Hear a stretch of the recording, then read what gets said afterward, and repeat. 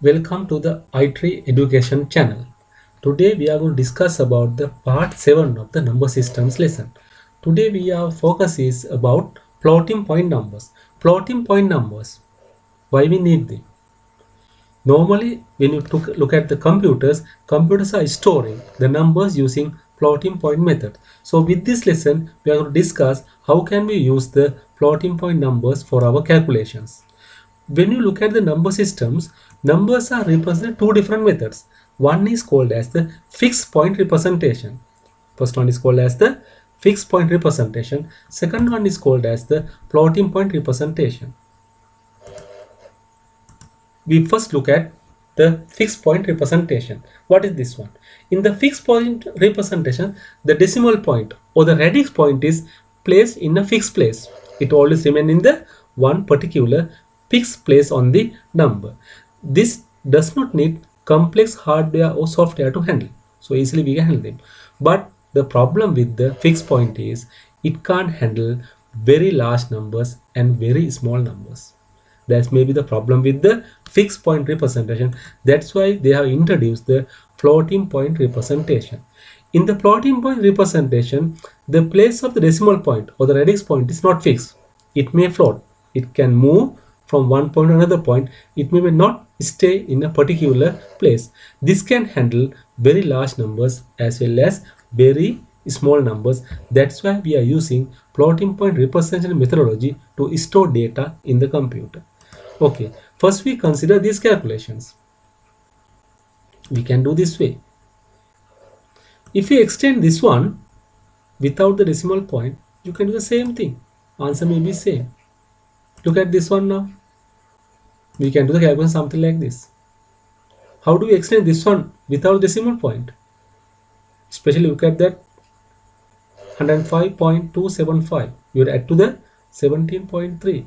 But here 0.3 means you have to have two zeros there. When you add this one, you get the same answer.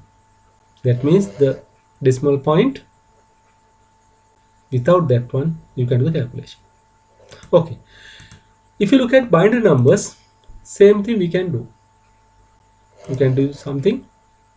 We can extend to the binary numbers as we did with the decimal numbers. We can do this one in the binary numbers as well. You can see that. So now here the point is, you must remember where the decimal point is. When you are converting that one back to the decimal method, you have to know where the decimal point is. It may be not that easy to do that. When you think about decimal point, you must remember where the decimal point is. That's why we are talking about the floating point representation. In decimal numbers, this problem can be solved using the scientific notation. We'll little bit later learn about what is scientific notation. In scientific notation, there will be only a single digit to the left of the decimal or radix point. There will be only one whole number. All the other thing will be in the fractional part.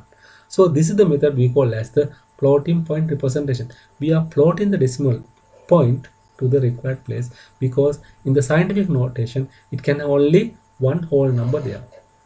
Left side of the decimal point will have only one number.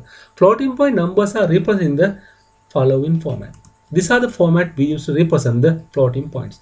That normally write as m into r power e. Sometimes this may be write as x into b power e. So here m means mantissa, r means radix or the base, e means exponent. If you write s into b power e, this normally s means significant, r means base, e is exponent. We'll get one value and see this one now. So now this is the scientific notation, 9.76 into 10 to the power 14. If you look at this number, you can see that is now in the scientific notation. We have only one value left of the decimal point.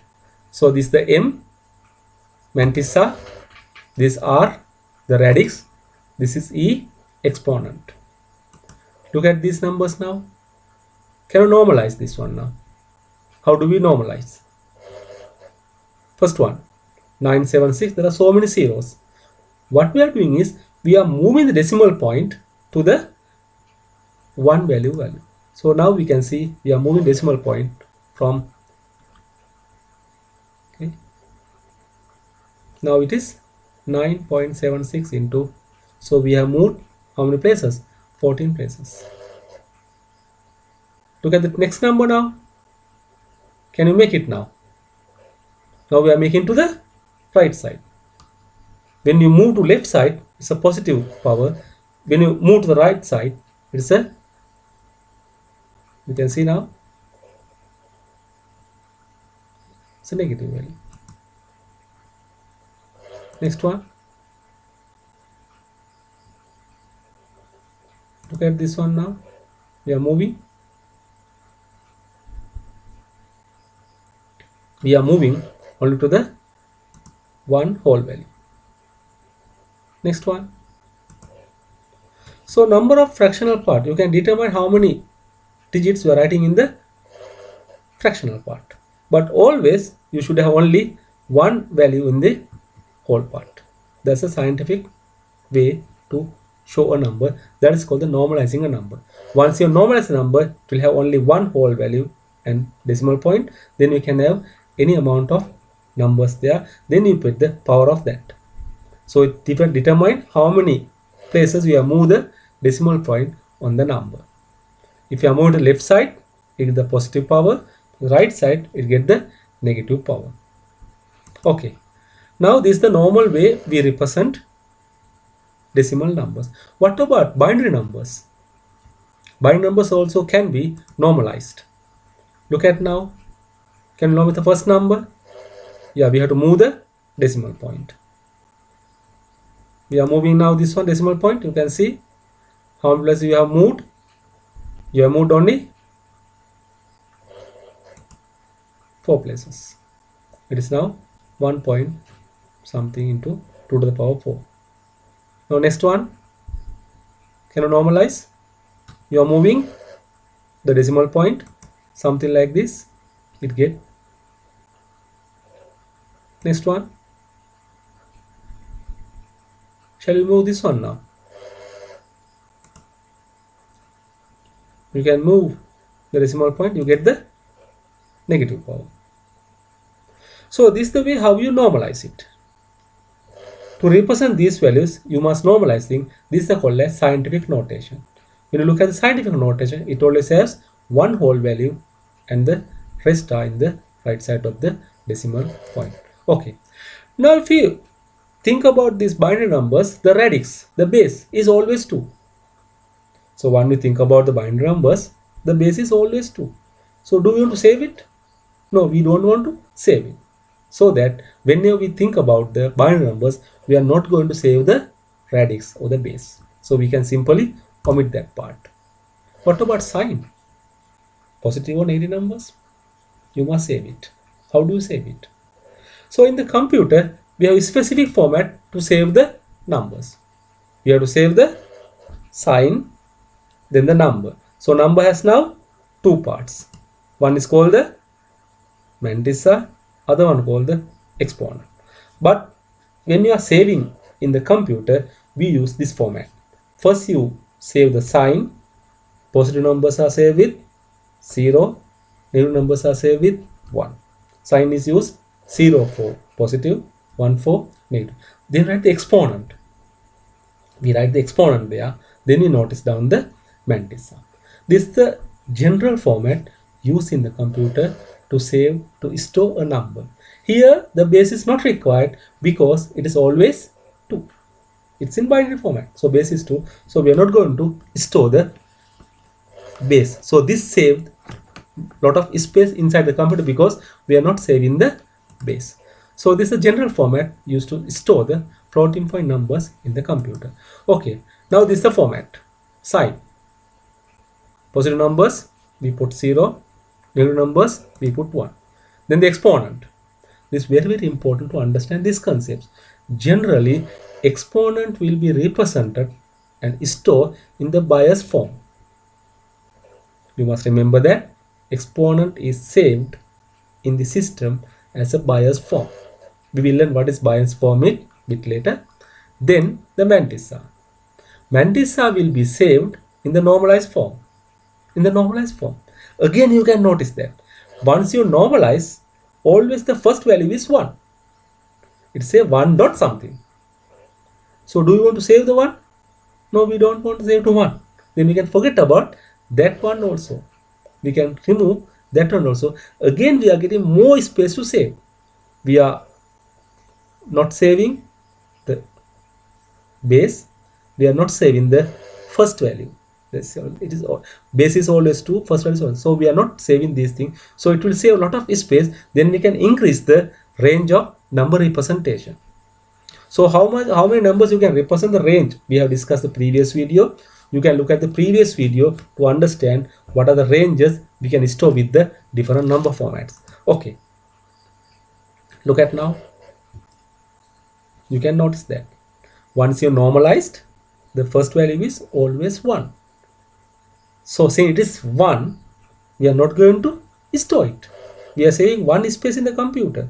It's a big space once you think about the calculations. Okay, now we try to see what is bias form is. Bias form is a very special thing. In bias form, a fixed value called bias is added to the actual exponent in order to obtain the stored concept exponent. Once we are storing a number, we are adding a very specific number to the exponent, our exponent, to make the storing exponent. Okay, so what is this one now? When you look at the computers, we normally use 2 different formats to store data. One is called single precision 4-byte 32-bit system. Second one is called as the double precision 8-byte or 64-bit system. These are standards introduced by the IEEE. So those are the people who introduce standard to the computers and electronics. So they introduce 2 different systems. They have several other methods as well, but we are interested in 2 different methods. But it's called the single precision system. It uses 4 bytes. Otherwise, we can say it uses 32 bits. The second method is called as double precision numbers.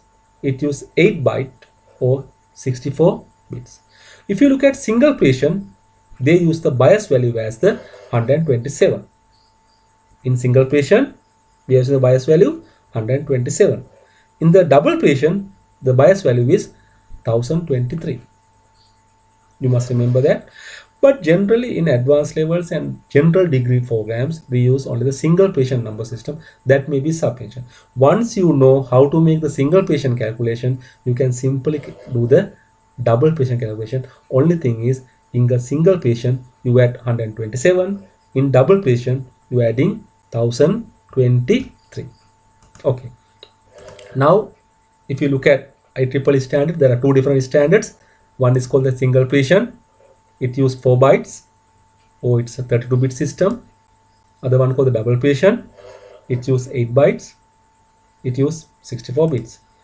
In the single precision, this is the way we format the number representation. We use the first bit for the sign. Next 8 bits are used to represent the exponent. Then next 23 bits are used to represent the mantissa, because our total size is 32 bits. So these 32 bits are divided among these 3 parts: sign 1 bit, exponent 8 bits, mantissa 23 bits. When you look at the double precision numbers, it has 64 bits. So how do you reserve that one? First bit for the sign, then 11 bits for exponent, 52 bits are for mantissa. Single precision, 1 bit for sign, 8 bits for exponent, 23 bits for mantissa. In double precision, 1 bit for sign, 11 bits for exponent, 52 bits for mantissa. By remembering these things, we continue. Now you look at how do you represent that number in the IEEE format. So I'll give you step-by-step instruction how can we convert a decimal number into IEEE single precision format. We are interested only with the single precision format. That may be sufficient. First, convert into binary. We can convert to binary. If you refresh your mind, or if you do not know how to convert to binary, my previous lessons have given you how to convert decimal into binary in detail. You can watch those videos to know how to convert a decimal number into binary. So once you convert this one, 12.25, this is the binary equivalent. So now we can normalize it. You know what is normalize means? We are making 1 point something. Okay, now it's when once you normalize this value, you get this. It is 1 point something into the 2 to the power 3. Now we want to make into that 3 parts. That is the exponent, mantissa, and the sign. Now we are going to calculate the exponent. Remember that exponent is representing the bias format. The bias value is 123. So here you can see exponent is 2 to the power 3. So now we are adding 127 to the 3. Once you add that, you get 130. You convert that one into binary. So now your exponent is 1 0 0 0 0 1 0. Okay. Now we get the mantissa. So this is the mantissa you have. Okay. So now you know the first value, first one, that is left side of the decimal point will be ignored. So now we get that value. So that must be represented with 23 bits. So our value is 1301. So then you add enough zeros to make it 23 bits. So now we added enough zeros to make it 23 bits long. So now you can see that we are getting sign bit. The given number is a negative number, then our sign bit is 1. Then we can summarize this. You can see that sign bit is 1, exponent is this, mantissa is this.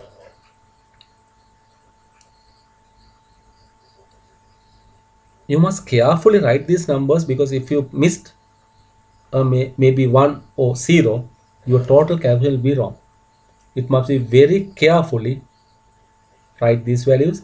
If you missed or if you change any of these values, your whole process will be upset. Okay, now you can note it down. Sign is this, exponent is, mantissa is this.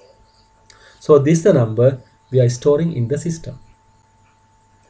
When you are storing negative 12.25 in decimal in the computer, this is the number we are storing in the computer if you use single precision method. We get one more example. First one, you convert to binary. So this is the binary value. Then what's the next step? Calculate the normalized value of this. We are normalizing this. So now we move the decimal point to make one whole number. We have normalized it. Now we get the exponent. Calculate exponent. It is 2 to the power 3. So we are adding that 3 to the bias value. That's 127. You get that. Then we are getting the mantissa. You know mantissa. It should with the 23 bits. Here we are ignoring the 1 because it is explicit. You know that. Now we know our exponent, our mantissa, then our sign bit. Since this is a negative number, sign bit is 1. So we see now we have the sign bit, we have the exponent, we have the mantissa. So now this sign bit is the exponent, this is the mantissa. So we can represent that. You are storing this number in the computer, which represent the negative 9.625. Remember the steps. How do you do that? For this calculation, you want to know about how to convert decimal into binary with the fractional part. If you are not familiar with this calculations, these conversions. My previous video explained those things in detail. You can follow those videos. Those videos will explain you how to convert decimal into binary and octal and hexadecimal and addition, subtraction, all those things are discussed in detail in the previous videos. You can see those things. Okay, now we convert this one. First step, convert to binary. Okay, then normalize it. Carefully look at this one now. The decimal point is moved to the right side. You get the normalized value, something like this. Then you have to calculate the exponent. Now you add in that bias value. Bias is 127. You add in that one to the bias. Now we are getting that one. This is the exponent value. Then we get the mantissa. You must write with 23 bits. You are adding enough zeros to make it 23 bits. Then you get the sign bit. This is a positive number. Sign bit should be 0. Now we can look at exponent is there, mantissa is there, sign bit is there. Then we can note it down this way. So this is the answer. You look at 0.174 from decimal to IEEE 32 bit. This is the value we are getting. Okay. Now we want to convert a single patient number into the decimal. How you do that? This number is given. Look at very carefully. If you missed any of the 0 or 1, if you mislead any of 0 or 1, your answer will be totally wrong. So now we will see how can we convert a single patient, that is 32-bit IEEE number, into decimal. So first you identify the sign and the component and the mantissa. What is sign now here? Sign is this one. Exponent, how many bits? Yeah, 8 bits. This one. Then mantissa, how many bits? 23 bits. This is the one. So now we can do the next step. You identify this number with the bit. Sign bit is a 1. It's a negative number. You remember that. You must remember that this is a negative number. Okay, now you get the exponent. You are calculating the actual exponent now. This exponent value we got, it's a 131. Since the bias is 127, we are deducting that bias value from this exponent. That means it is 4. 4 means there is a 2 to the power 4. So we got the exponent, we calculate the exponent, we convert into decimal, then we know bias value is 127. So we are deducting this bias value from the exponent value.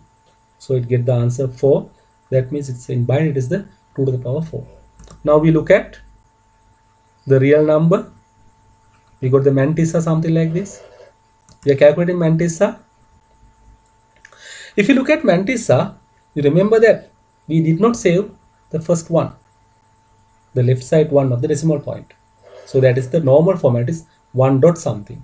If you look at the mantissa now, we can note that it's 1 dot that mantissa value, because we did not say 1, but we know the 1 is there. 1 is there. So we are adding 1 now here. So it should be always the format of 1 dot f. F is the fractional part, the mantissa part, the fractional part. So now we will see that number is 1 dot something. Now we are adding the exponent to here. We can see now what that means. We want to move this one. Now we are moving to the right side, because decimal point is positive, means we want to move this one to right side. Now we are moving this decimal point to the proper place. So our value will be something like this. Now we know that's our value. Now we can convert this value into decimal. Again, if you are not familiar how to convert binary numbers into decimal, my previous videos has explained those things in detail. You can watch those videos. Those videos will explain how to convert one number format to the other number format. You know now method. We get one more example. Step 1, identify the sign, exponent and the mantissa. Here, sign, this is the exponent, this is the mantissa. So we identify whether this is a positive or negative number. This is a positive number because sign bit is 0, this is a positive number. Then you can calculate the actual exponent. So this is a value of 125. Since the bias is 127, we are deducting that bias from this value. So we get the minus 2. That is 2 to the power minus, there is a exponent part. That means you remember that there is a 2 to the power minus 2, that is the exponent. Then we find the real number, all are 0. What that means? 1 dot f, 1 dot 0. Now you know. Now we are converting that one to the real part, 1 dot something something into 2 to the power minus 2. Now we know minus 2. What is minus 2 means? We want to move the decimal point to the left side. You want to move the decimal point to the, we are moving that. We are moving 2 places. Now get the answer something like this. Now we can convert this binary value into decimal. Once we convert this binary value into decimal, you get that. So this is our answer.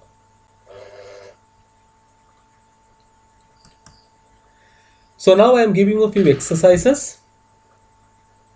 So you can do these exercises and email to me. I am giving my email number in the next slide.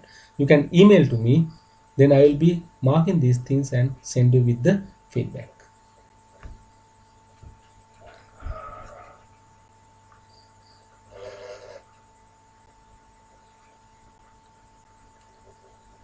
Remember that especially the IEEE numbers must be written accurately, otherwise you get a wrong answer.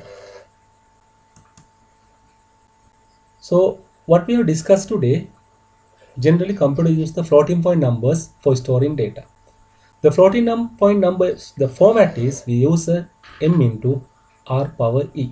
M means mantissa, r means the radius, e means exponent. Normally for binary numbers, it doesn't save the radius because it is always 2. It does not want to save it. The format of the single precision number will be sign bit is 1 bit, exponent use 8 bits, mantissa use 23 bits. I think you can convert a number from decimal to IEEE single precision format or any single precision IEEE number to the decimal format. So I hope you learn how to convert these things. I request kindly you to subscribe to my channel. Subscribe to this channel, share this one with your friend and make a like. I hope you got some knowledge how to convert numbers. Then I request you to subscribe to this channel, share this one with your friends, make a like. If you want to connect to my Google Classroom, send me your name, grade and the school, then I can send you the code of my Google Classroom. All of my students in my classes should answer these exercises and send it to me with the email with your name, grade and the class institute you are attending. Thank you very much. Have a good day. We will meet with the next another lesson. Thank you very much.